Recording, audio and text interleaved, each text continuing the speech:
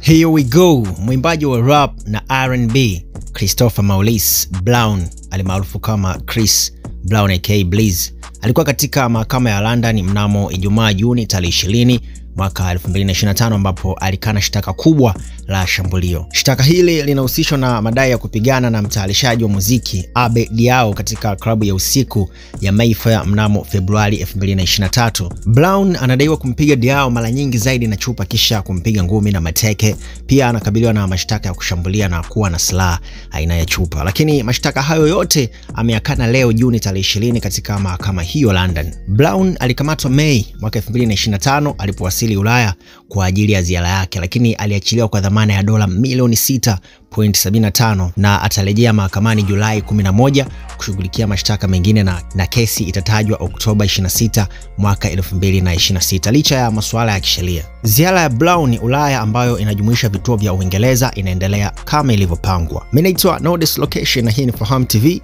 Endelea kutufuatilia katika mitandao yetu ya kijamii ili kupata updates mbalimbali.